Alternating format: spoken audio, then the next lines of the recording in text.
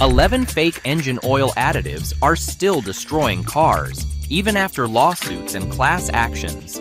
Just last week, one blew out a $4,000 turbo engine in under 2 weeks. Some are even being rebranded and resold under new names. Never use these additives in your car. Stick around for the 5 oils I actually tested and recommend. Let's start with number 11. Number 11.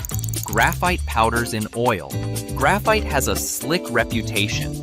It's what makes pencils glide across paper and locks turn smoothly. So the pitch is easy. Pour graphite into your oil and make your engine friction-free. But inside an engine, graphite isn't a magic coating. It's solid, and solids don't play nice in oil. Here's what happens. Instead of staying evenly suspended, graphite clumps and sinks. Over time, it forms a gritty sludge in the bottom of the pan and in the small oil passages that feed lifters and cam bearings. NASA and fleet tests have shown that solids like graphite and moly powders clog filters faster. Once that filter goes into bypass mode, unfiltered oil and all that sludge circulates through the engine. We've seen this happen over and over again. A client brought an old Ford Crown Victorias to the shop a couple of weeks ago. He had been using graphite powders, thinking he was extending the engine life. Turns out he was only a few miles from losing it completely. The hot idle pressure was practically dead. The same thing can happen in a 2005 Camry or a Chevy Silverado that relies on steady pressure to keep valvetrain parts alive. Bottom line, graphite might be great in pencils and door locks, but in your crankcase, it doesn't reduce friction. It strangles flow, and an engine that can't breathe oil doesn't last. Have you ever tried this powder in your car? If you have, tell us what it did to your engine. Coming up next is an additive that has no place in any type of cars, old or new. Number 10. Teflon treatments. Back in the 90s, PTFE, better known by its brand name Teflon, was sold as the future of lubrication. The promise was simple. Coat your engine's moving parts in the same slick stuff that keeps eggs from sticking to a frying pan. Brands like Slick 50 claimed lower friction, better fuel economy, and longer engine life, and people lined up to buy it. But here's the catch. PTFE is a solid. It doesn't dissolve in oil. Instead of flowing smoothly through the fine galleries inside your motor, it clumps, it settles, it gums up filters. The FTC even took action against Slick 50 for making false claims, and DuPont, the company that invented Teflon, told additive makers to stop putting it in oil altogether. We've torn down engines where PTFE was used, and the crankcase looked like cottage cheese had been poured inside. Bearings were scarred. Lifters were starving for oil.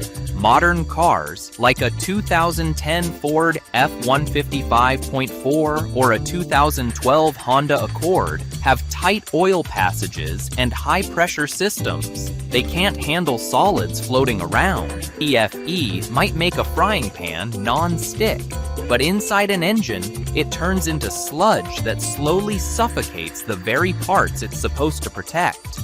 Never forget that. Up next, at number 9, is an additive. Many of my clients try to justify every time. Number 9. Stop leak seal swellers. Aftermarket bottles that promise to stop oil leaks are some of the easiest to fall for. You see a fresh oil spot on the driveway or a drip off the rear main seal, and the idea of a quick $15 fix sounds way better than paying a mechanic. The chemistry behind these additives is simple. They're designed to swell rubber seals so the leak slows down. And for a little while, it seems to work. But engines aren't designed to run with swollen, chemically altered seals. Over time, that rubber doesn't just swell. It hardens, it cracks, chunks start breaking loose and circulating through the oiling system. Last month, a Civic was brought to the shop with what started as a tiny valve cover leak. The owner, who is one of my favorite clients, dumped a bottle of stop leak in the car instead of replacing a gasket. 2 months later, oil pressure was dropping, lifters were ticking, and the filter was loaded with debris that used to be part of his seal. Now imagine that same cycle happening in something like a Ford F-150 or a Chevy Malibu. A cheap additive turns a $500 gasket replacement into a full-blown rebuild costing over $3,000. What looked like an easy fix ends up being the most expensive decision you could make for your engine. Next up is an additive I can't believe people really buy with their hard-earned money. Number 8. Magnetic oil additives. This one almost sounds futuristic. Companies claim they can magnetize your oil so it clings better to engine parts. The pitch feels clever. Magnets protect your crank, pistons, and bearings by pulling the oil where it needs to be. Except there's one big problem. Oil isn't magnetic. It never has been. It never will be. What's usually inside these bottles is nothing more than thickened oil, mixed with glitter-like metal flakes to make it look special. Pour that into an engine, and all you're really doing is circulating abrasive particles through the tightest oil passages. I've cut open filters from engines treated with these so-called magnetic additives, and the filter media sparkled like it had been sprinkled with nail polish. That sparkle wasn't protection. It was tiny shards of metal grinding away at cam lobes and bearings. Think about a Chevy Silverado 5.3 or a BMW 3 Series. They depend on clean, consistent oil flow.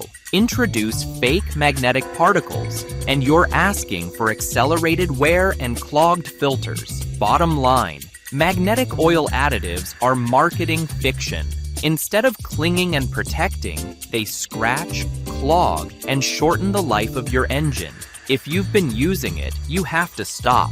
But if you've used it and had no problems, let's hear you out in the comments. Coming up at number 7 is a fancy additive that fools car owners every single time, and they never admit it until their engines clocks out. Number 7. Compression restorers. Few promises hook car owners faster than the idea of restoring compression. You see the label, and you immediately picture your tired old engine suddenly waking up with fresh power. The marketing usually says these additives fill worn gaps in piston rings or coat cylinder walls to bring back that factory seal. It sounds almost magical, but here's the truth. Compression isn't something you fix with a bottle. These products are usually thick oils loaded with soft metals like copper or tin. When you pour them in, they can temporarily coat worn spots and bump compression just enough to quiet a knock or reduce smoking. For a short while, it feels like the engine is healthier. The problem is, it's a trick. Those metals and thickeners don't rebuild rings. They don't reseat valves. What they do is clog filters and choke off oil flow. I once saw this play out on a 2010 Honda Accord. The owner added a compression restorer before a long trip, thinking it would buy more time. A few hundred miles later, the engine seized because the filter was plugged solid. The fact remains that when compression is gone, parts are worn. The only real fix is mechanical work. Bottled restorers just hide the problem until it becomes catastrophic. You don't want to turn a $200 fix into a $5,000 nightmare, do you? If what you're learning right now will save you some money, hit that like button. It's a pleasure sharing my experience with you guys. With that said, let's dive straight to one of the most popular additives, which also happens to be one of the most dangerous. Number 6. Solvent-based flush additives. Every auto parts aisle has them. Bottles that promise to clean out years of sludge in just one oil change. They're usually called engine flush or oil system cleaner. But what's inside most of the time is nothing more than kerosene, naphtha, or other strong solvents. Basically, paint thinner for your crankcase. Sure, it strips varnish and sludge, but it also strips away the thin film of protection your bearings, cam lobes, and cylinder walls rely on. That's when metal starts touching metal. We've seen it happen firsthand. A customer poured in a flush additive before an oil change on his Volkswagen GTI. He let it idle, then drove home. By the time he pulled into the driveway, the turbo was howling. The flush had thinned the oil so badly that the turbo's bearings were running dry.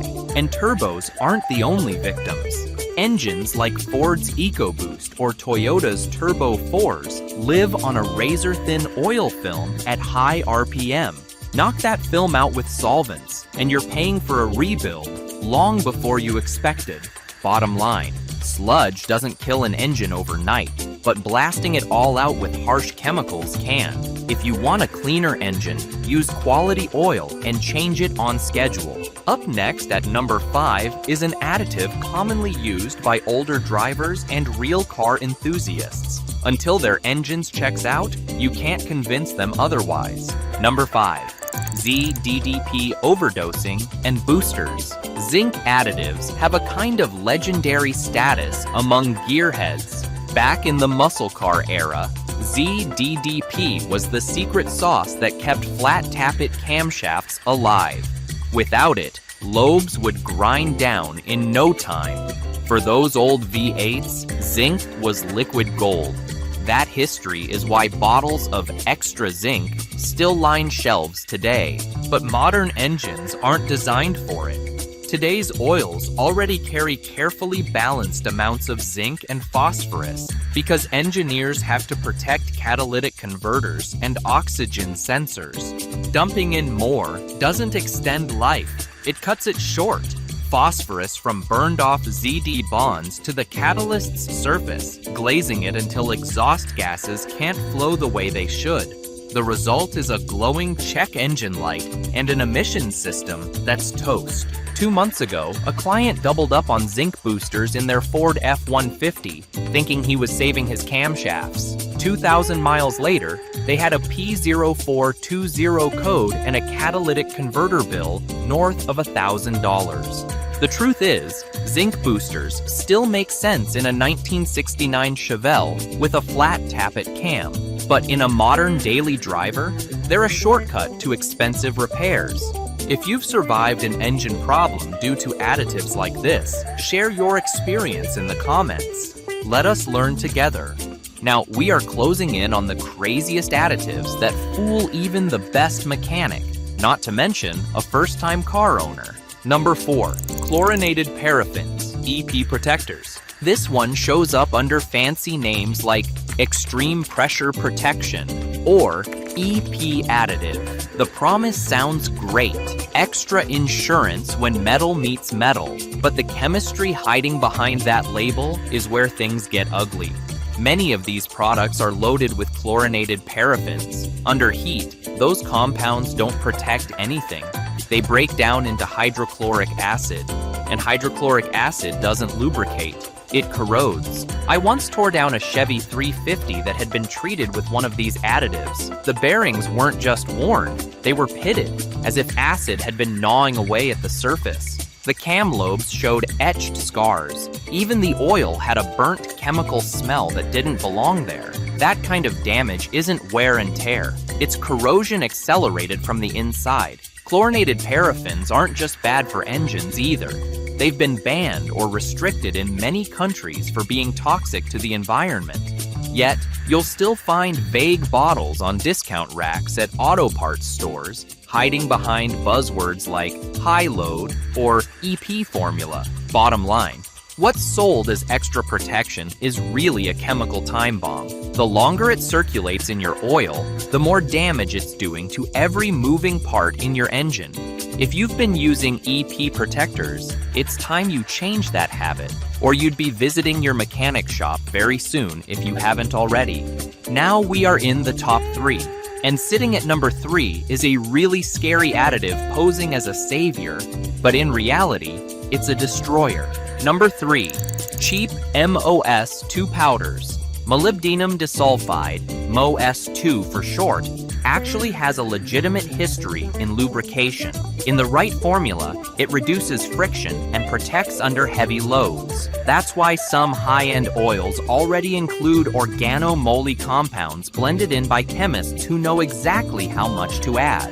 But here's where it goes sideways. Off-the-shelf powder additives are nothing like those engineered blends. They're clumpy, inconsistent, and far too coarse for modern engines. Engines today, Whether it's a Honda Accord, a Toyota Camry, or a Volkswagen Jetta, run with tighter tolerances and narrower oil passages than ever before. They simply can't handle chunks of powdered metal circulating through the crankcase. What starts as an attempt to reduce friction ends up choking the engine. So the next time someone suggests you get the MOS2 powder, remember, it will turn into sludge that slowly suffocates your motor from the inside. Number 2, mystery oil conditioners. These bottles are everywhere. They've got bold claims on the front. Restores performance, improves lubrication, protects your engine.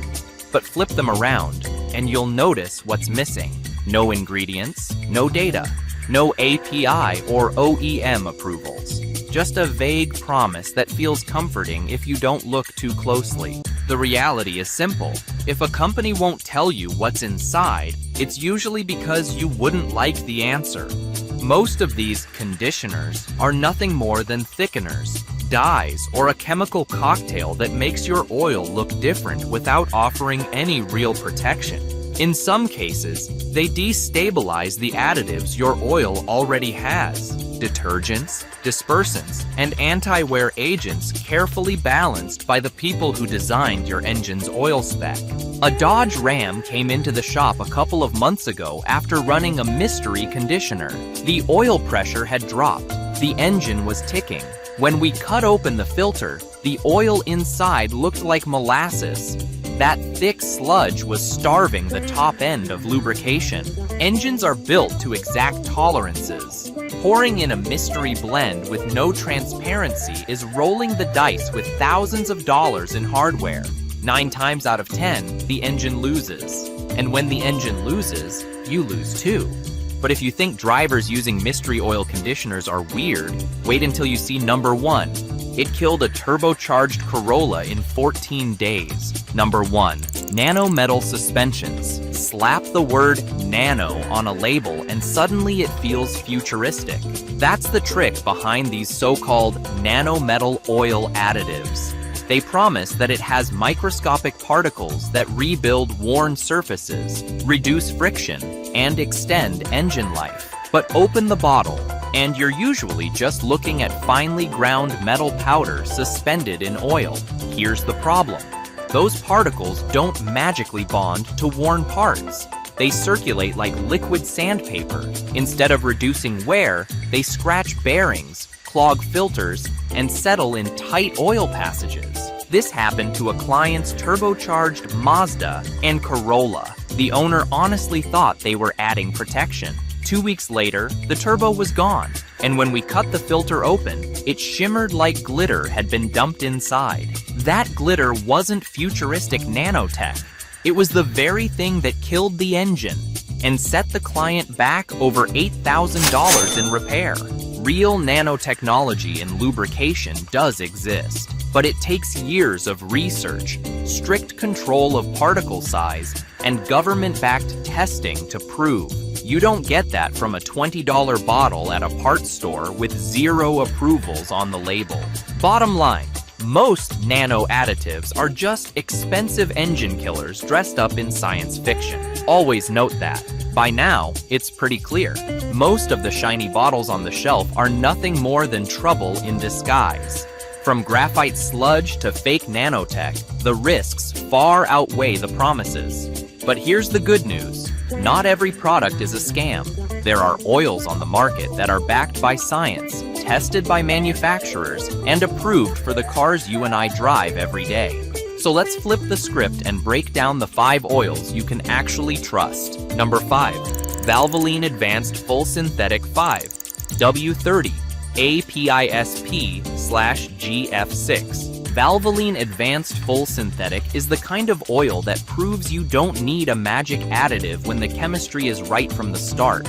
It carries the latest APISP and ILSA-CGF6 certifications, which means it's been tested for everything from preventing low-speed pre-ignition in turbocharged engines to protecting timing chains and reducing deposits. This makes it a solid fit for American staples, like a 2012 Toyota Camry 2.5 or a 2011 Ford F-150 EcoBoost. Both rely on clean, stable oil to keep lifters quiet and turbos spinning without wear. What stands out with Valvoline is that it offers those protections without the boutique price tag. It's widely available, easy on the wallet, and still meets the same demanding standards that manufacturers rely on when they warranty engines.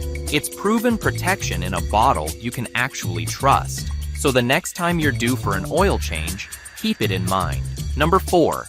Castrol Edge 0-20. Castrol Edge 0-20 is one of those oils you'll find poured into countless Toyotas, Hondas, and Nissans because it's designed for engines that demand thin, modern lubricants. It carries APISP and ILS-AC-GF6 certifications, which means it's been tested against some of the toughest standards for oxidation stability, chain wear, and deposit control. That matters when you're crawling through stop-and-go traffic or starting up on a cold morning.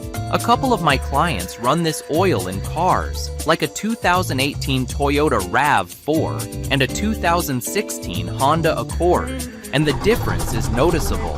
Cold starts are smoother, the idle is quieter, and oil analysis reports show fewer contaminants after long intervals. Castrol engineered Edge with titanium-based additives strengthen the oil film under pressure, giving it a real edge, no pun intended, when the engine's working hard. Think of it as trusted, everyday armor for engines built for efficiency. Number 3.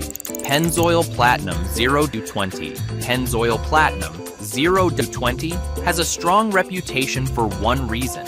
It's built on natural gas, not crude oil. That gives it a cleaner base stock, which translates to fewer impurities and better resistance to breakdown under heat. On top of that, it carries the coveted GM Dexos 1 Gen 3 approval, which isn't just a marketing stamp.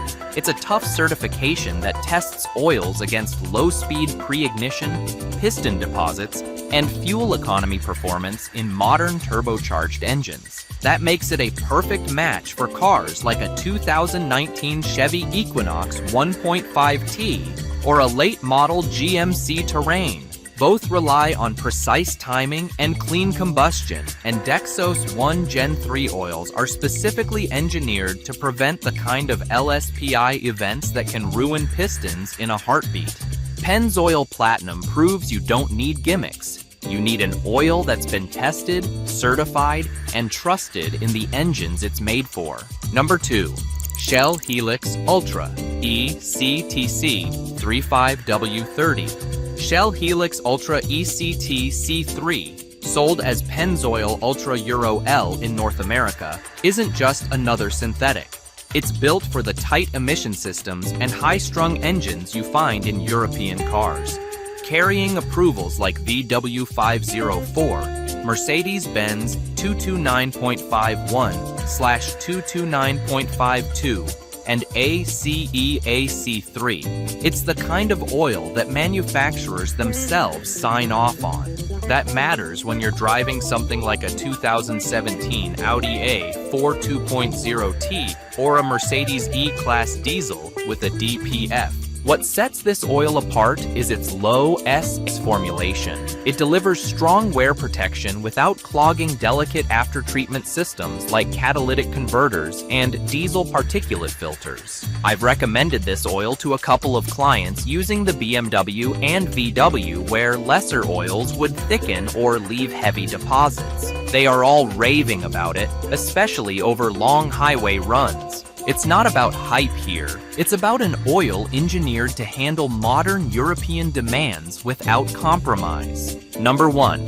Mobil 1 ESP5W30. Mobil 1 ESP5W30 is one of those oils that shows up in service bays across Europe and the US for a reason. ESP stands for Emissions System Protection, and that's exactly what it delivers. It's designed to meet tough low SAPS requirements, which keep catalytic converters and diesel particulate filters healthy while still protecting the engine. You'll find it carrying approvals like VW50400/50700, BMW Long Life 04, and Mercedes-Benz 229.52, some of the most demanding specs out there. We've seen owners of cars like the Mercedes E-Class Diesel or the VW Passat TDI swear by this oil because it keeps their emission systems alive while maintaining stable oil pressure and clean internals, even under heavy highway use. It's not a boutique experiment or a mystery blend. It's an oil engineered to satisfy both regulators and manufacturers. If you want proven long-term reliability, this is one of the safest bets you can pour into your engine. If you're going to be switching to one of these oils, you need to be a part of the thousands of viewers who have saved a lot from my tips, so smash that subscribe button. Now, what happens if you've already poured one of those additives into your engine? Maybe you tried a stop leak last year. Maybe you tested out a nano additive because the marketing sounded convincing. The good news is, not every mistake is the end of the world. But the earlier you act, the better your chances of avoiding major damage. The first red flag to watch for is oil pressure. If your dashboard light flickers at idle when the engine is hot, or if the gauge suddenly reads lower than normal, that's often the filter telling you it's plugged or bypassed. That's a warning sign you don't want to ignore. Another common symptom is noise. A ticking valvetrain or a chain rattle at startup can point to oil starvation. And if you notice new exhaust smoke or a sulfur-like smell after running zinc-heavy additives, your catalytic converter may already be under stress. Turbo owners have even more to lose. A faint whine, sudden smoke, or boost dropping off after using a flush additive is often the turbo's bearings crying for help.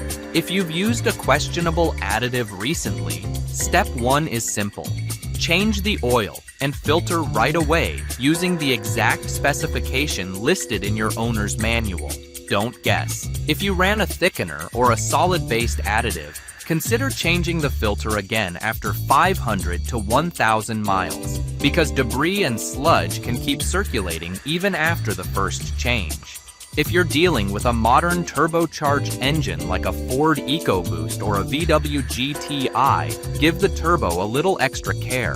Let it idle for 30 to 60 seconds after hard runs to stabilize oil flow and temperature. It's also worth scanning the car for trouble codes. A P0420 catalyst efficiency code showing up after heavy use of zinc boosters isn't just a nuisance light. It's the car telling you that your emission system is failing, and ignoring it will only lead to bigger bills. Tried any of these additives? Help or headaches? Drop your story below. Thanks for watching. For more car tips, hit subscribe and check out the next video on your left.